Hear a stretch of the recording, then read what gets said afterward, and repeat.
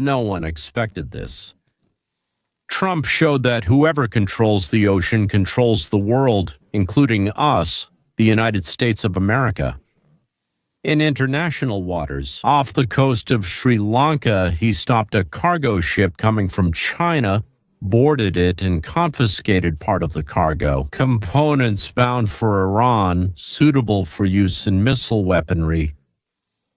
I want to say right away, this is the beginning of a new era in coexistence on planet Earth.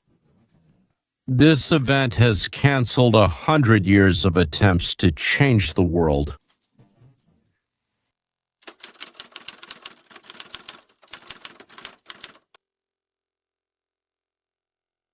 This is not just another special forces operation, it's a new form of struggle between Washington and the axis of evil, as we call it, Tehran, Moscow, Caracas.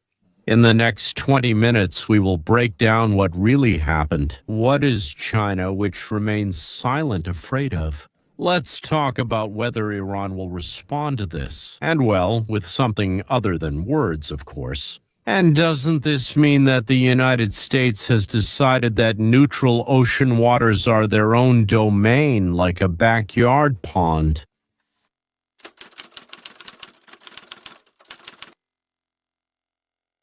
What is the United States looking for?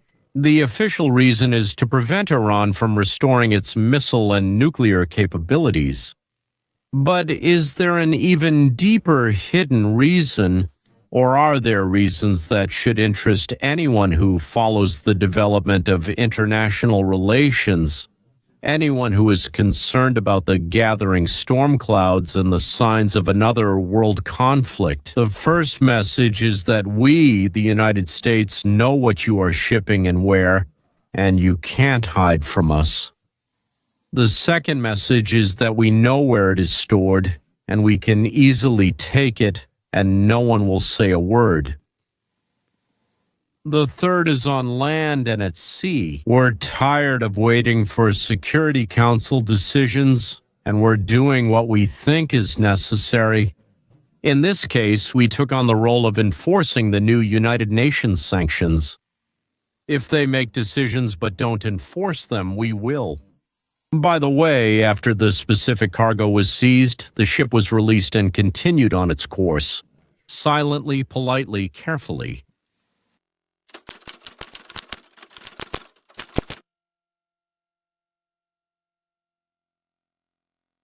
To whom and what lessons are we teaching China?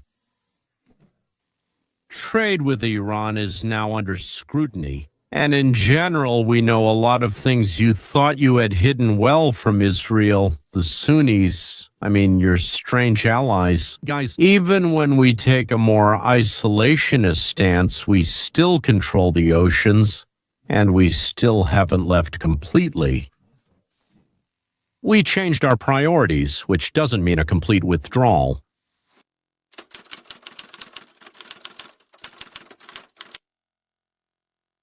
So we practice maritime interceptions, first with Iran, then with Chinese cargo and Venezuelan oil. This is becoming the norm. It's clear that we've kept the position of master of the seas, even though we've stepped down from the role of policeman.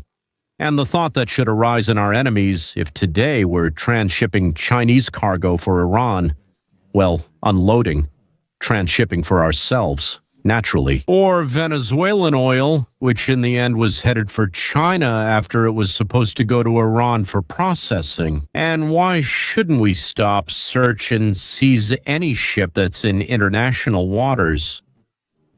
China relies on exporting products worldwide as its main income source. China won't be able to survive if it stops receiving energy resources and minerals, and it can't exist if it's cut off from sea routes. If China swallows this case, and it looks like it already has, won't this be a signal that American control over the seas has finally returned to the imperial model, let's say, of the 19th century? What does this mean for you and me? How will it affect our daily lives? Won't the Chinese fleet start escorting convoys of merchant ships, just like the Mamluks once escorted camel caravans? Iran is currently trying to rapidly build up its arsenal, believing that a new conflict with Israel is inevitable. So in the summer, we had a 12-day war, and the 12-day war came to an end when the United States carried out Operation Midnight Hammer, sending B-2 stealth bombers deep into Iranian territory and dropping a total of 14 30,000-pound bunker buster bombs. 12 of them hit Fordow, 2 of them hit Natanz, and then 30 cruise missiles struck Isfahan. We destroyed their 3 nuclear facilities to ensure the Iranian regime never obtained nuclear weapons. Right now, most military and political experts, including myself, all believe that the war is actually not over. What we're experiencing now is just a lull in the conflict, and that there is a 100% chance that Iran and Israel will start shooting at each other again. And we understand both Iran and Israel, as well as Israel's Arab and Sunni partners, will continue with this. You should know that the United States hasn't completely abandoned collaboration, that the Trump doctrine is not about abandoning allies, but rather shifting focus to its own backyard. And support for friends continues. It has by no means been canceled. The United States uses the sea and control over logistics as a bloodless way to put pressure on Iran, China, Russia, Venezuela, and others. Well, let's say rival and competing countries under a pretext. Nuclear weapons, drugs, terrorism, any moral reason, and the fight against all of the above enters its legitimate stage.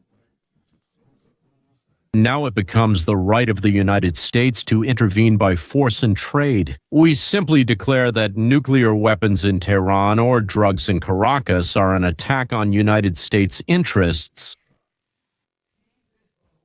The United States claims to have seized a ship headed to Iran from China, according to the New York Times. The United States boarded the ship and seized the cargo that was headed to Iran from China. This was published on Friday. It says, I don't know this port where it came from. Yeah, it came from Shenzhen, China. It says that an American Special Forces team boarded the ship in the Indian Ocean last month and seized the cargo that was headed to Iran from China. A United States spokesperson discussed a rare naval operation to stop Tehran from rebuilding its military arsenal. The Wall Street Journal first reported the seizure, which happened during a strategic standoff between Iran and the United States over Iran's nuclear weapons program. Iran clashed with Israel and the United States in a brief summer war, resulting in over 1,000 deaths during 12 days of heavy rocket and air strikes. Of course, you already know all this, so why am I bringing it up?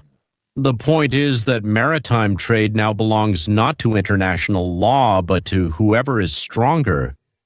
It doesn't work. International organizations don't work. For Americans, this means that the country is at war without declaring war, and for that you don't need Congress's permission. Just like Ronald Reagan, Bill Clinton, and others did, calling it a special operation, interception, lawful inspection, search, whatever you want. But at the same time, we can expect retaliatory attacks and being drawn into conflicts, which Trump tried to avoid, but maybe he realized that it's unrealistic to expect. We have to face the inevitable increase in military spending, although economically it will be justified. Empires of the 21st century, it seems, are not fighting for territories, but for supply chains. The lesson of the recent attacks on merchant ships at sea means that they are kind of starting a fight for logistics.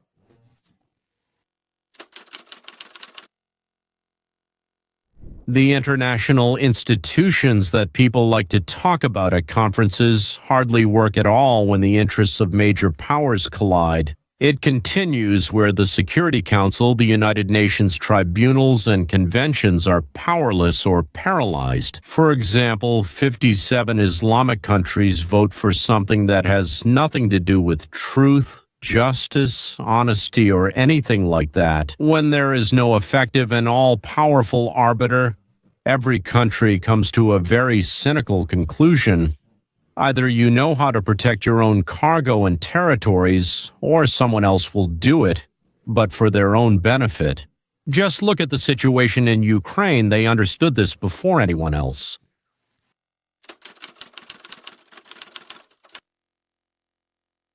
An intercepted ship on the China-Iran route is yet another episode in the Dolan series called When There Is No One Who Can Enforce the Law, Special Forces Step In. Twice in the 20th century, humanity tried to come to an agreement.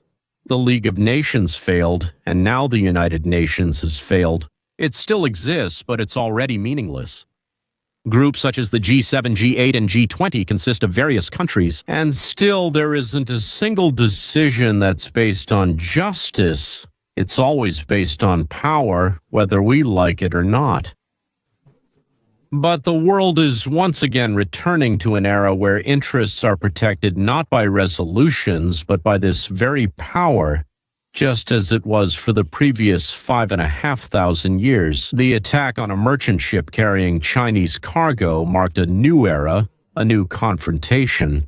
And for now, no one knows where this will lead us. No one in the United States can allow Iran to have nuclear weapons and long-range missiles.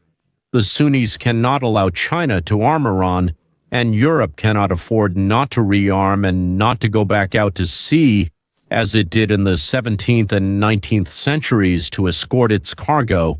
China must strengthen its army, navy, and space forces. Russia and Iran cannot afford not to support terrorists in the Middle East, in Donbass, in Venezuela, or anywhere else. So, as long as the powerful of this world, that is, not those who are rich, but those who are strong, do not sit down. If they don't draw up spheres of influence and ways to solve problems, the world will move toward new conflicts and a new war. Subtitles. It could break out on the day when the first United States Marine is killed by China or Russia, or when Iran decides to set fire to an oil field in Saudi Arabia. They've done it before, but the world wasn't ready to ignite yet. Now it really seems like it is. This episode will end. You can subtitle this show like that. While international institutions are busy making statements, real decisions are being made on decks, in headquarters, and during behind-the-scenes negotiations. As it has always been throughout human history, it has always been this way. Well, things have come full circle. And what do you think? Did the United States have the moral, international, or legal right to stop that ship going from China to Iran? Or is this the beginning of a new era of maritime piracy under the banner of fighting for security? So yes, write your ideas, thoughts, and suggestions in the comments. We'll discuss them. Goodbye.